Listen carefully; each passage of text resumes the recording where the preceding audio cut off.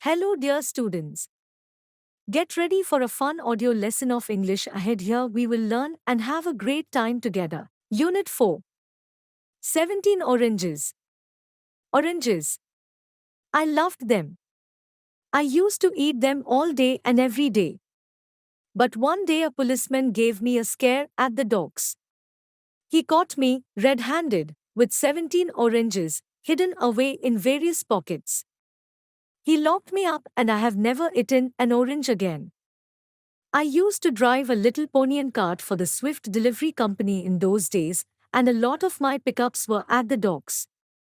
Now I was not what you would call a thief, and I did not make a practice of taking what did not belong to me. Nevertheless, it was very rarely that I came away from the docks without something to chew during the day. When they were unloading a banana boat, well, I used to draw my little cart alongside. There were often loose bunches that had dropped off the main stalks. And when the chance came, I would either grab some quickly, or, at a signal, some friendly foot would push them towards me.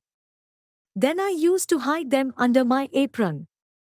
The apron was made from a sugar bag, and it was supposed to be a good protection against rain, but I used mine mostly for concealing things. And for the rest of the day, I would be munching away at bananas. I only took things when I found them, but some people plan very carefully. Pongo, the policeman, caught me because my apron string broke. He noticed my somewhat bulging pockets. He took me to his cabin and searched my all pockets. There were 17 oranges and he placed them carefully on the table. An example has to be made, he said, of somebody or other, and I think you're the unlucky one. Now, my boy, what do you have to say for yourself? I said nothing. I was very frightened, but I forced myself to keep my mouth shut. I had read too many detective stories. Anything you say may be used in evidence against you. Pongo, who did not like my attitude, said, "Right then, I'll go off and bring another policeman as a witness." With that, he went away, carefully locking the door behind him. I felt awful then. I looked at the walls, I looked at the door. I looked at the 17 oranges, and I looked at my apron with the broken string. I thought of how I would get sacked and get sentenced, and of what my mother would say and my father would do. There was no escape. I was there, the evidence was there before me on the table, and Pongo had gone to call his mate to be witness. I was ruined for life. Oh my God! I moaned in anguish. What shall I do? Eat them, spoke a voice in my head. Eh? I asked. Eat them? Yes, that's right, replied this inner voice, and then the evidence will be gone, but be quick about it. I thought for half a second, then. I snatched an orange, peeled it off, popped it into my mouth, crushed the juice out, and swallowed it. I was just about to spit out the pips when the voice cried, "No. Eh? You have to swallow them too." What? The pips? Yes, peel and all. Evidence. Oh, of course, and I forced the pips to the back of my mouth and took a handful of peel to get them down my throat. "Don't bother to chew," said the voice, "it's a race against time."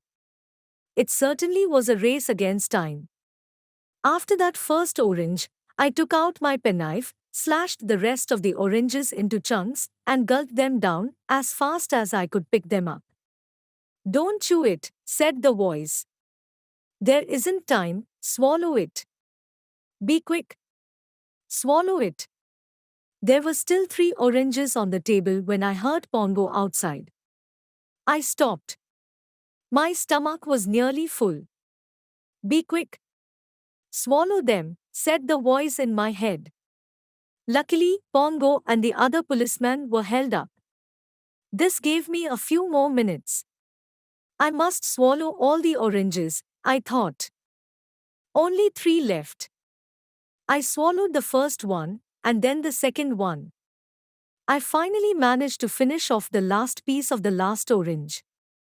This is him, said Pongo to his mate. I caught him with his pockets full of oranges. Then he looked at the table. Hi, where are they? Phew, sniffed the other policeman. I can smell them. I did not say a word. Pongo began to search. He looked high and low, went through my pockets, felt at my apron, but of course he found no trace of an orange.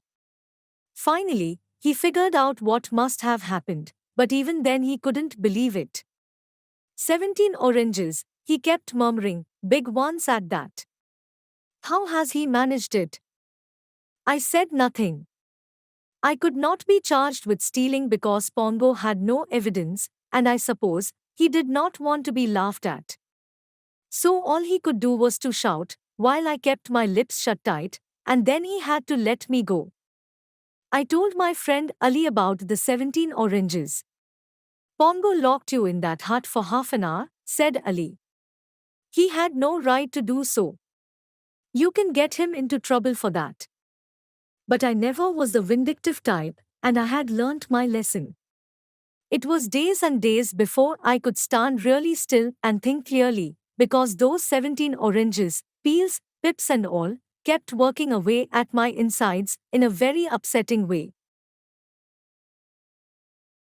Keep on watching for mastering in reading, listening and speaking skills.